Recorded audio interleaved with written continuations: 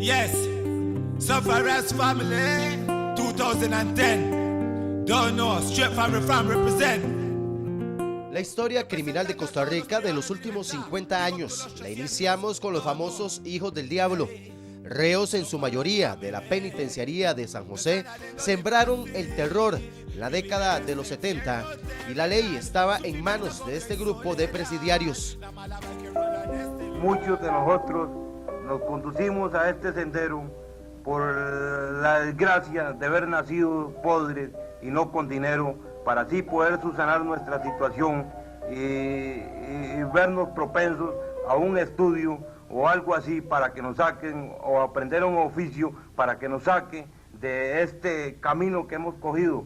Creo que mi situación personal viene desde un principio del reformatorio San Dimas, donde ingresé muy niño de 9 años y que nunca fui tratado por psiquiatras ni por un personal que fuera suficiente para velar por el bien social, porque de haber sido así, no me encontrara hoy en día en las condiciones que estoy. No culpo directamente a nadie, me culpo a mí mismo. El coronel Alfonso Ayub, toda una autoridad en seguridad de esa época, vivió muy de cerca esta conflictiva época del crimen costarricense.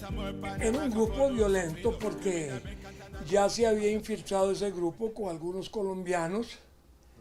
Inclusive ese grupo después se fortaleció con unos colombianos que participaron en el caso Eisenman. Viajamos hasta el 4 de abril de 1985, fecha en que las autoridades detuvieron al colombiano Rafael Caro Quintero, quien se radicó en Costa Rica y marcó un antes y un después en la historia del narcotráfico de nuestro país. Caro Quintero marcó esa etapa en Costa Rica, aunque no podemos decir que Caro Quintero tuvo conexiones en este país más lejos que fueran las de afincarse aquí buscando protección. El 6 de abril de 1986 ocurrió tal vez el peor crimen que ha vivido la sociedad costarricense, cuando en la peregrinación de aquellos años a la Cruz de Alajuelita asesinaron y violaron a una mujer y 6 menores, familiares todas de un famoso personaje llamado Macho Rapso. El asesinato fue atroz y despiadado. El crimen de Alajuelita es un crimen de los más sucios que hay. Sucios porque ir a hacer una masacre cuando había gente que lo que buscaba era venerar a Dios.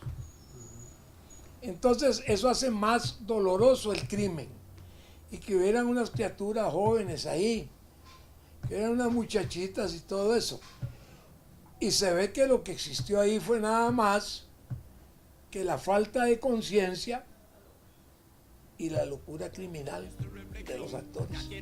Muchos eventos pasaron antes y después, pero entre el 6 de abril de 1986 y el 25 de octubre de 1996, un homicida sin nombre, denominado El Psicópata, mató a 19 personas con una ametralladora M3, todas ellas parejas asesinadas en el famoso Triángulo de la Muerte. El caso del Psicópata es un caso que aún no se ha resuelto. Es un gran pendiente. Sí, pero en ese caso todos fuimos sospechosos. Todos. Yo fui sospechoso, Figueres fue sospechoso, todos los que teníamos conocimientos de armas, todos los que hemos tenido alguna acción militar o policial, encajamos en el cuadro de análisis que la OIJ tenía que hacer. Todos, ahí todos estuvimos como sospechosos, ¿no? En el año 1993, 2 secuestros golpearon la tranquilidad de nuestro país. El primero de ellos, el de la Embajada de Nicaragua, una operación del famoso Comando Yolaina, liderado por José Manuel Urbina Lara y Viviana Gallardo. Mira, lo del Comando Yolaina es que este muchacho Urbina, creo que era, querían una plata que para la gente de por allá y no sé qué, plata era. Mira, yo creo que todos los secuestros, lejos de llevar una finalidad política fin lo que lleva es una finalidad económica. Un mes después fueron los magistrados de la Corte Suprema de Justicia quienes vivieron en carne propia cómo los hermanos Fallas Elizondo tomaron la sede de la Corte. Cuando el presidente me dice a mí que me haga cargo de la situación, yo pido los planos de la Corte, que me los da don Luis Manuel Chacón, y empiezo a hacer un plano para yo como experto de explosivos para entrar a la brava, a rescatar a los... Y nunca me olvida que entonces el presidente me llama a almorzar y que le dijera cómo iba el asunto, y entonces cuando yo le contaba me dice, ¿qué posibilidades hay? Y le digo, tal vez se mueran unos 3 o 4 magistrados. Y entonces me dice, Dios guarde a Alfonsito, dice, hay que hacerlo de otra manera. Le digo, entonces déjame ver de qué manera lo puedo hacer que sea yo el muerto. Muchos más crímenes vivió nuestro país, pero estos marcaron un antes y un después de la historia del crimen de Costa Rica. Una década después, el narcotráfico empezó a formar una historia de crimen de droga, dinero y poder. No te precipites, andas acelerado. Todo estereotipo de hombres lo he mirado. Desde el exitoso hasta el más fracasado. Conoce al que cae pero se ha levantado. Echando pa'lante porque ha perseverado.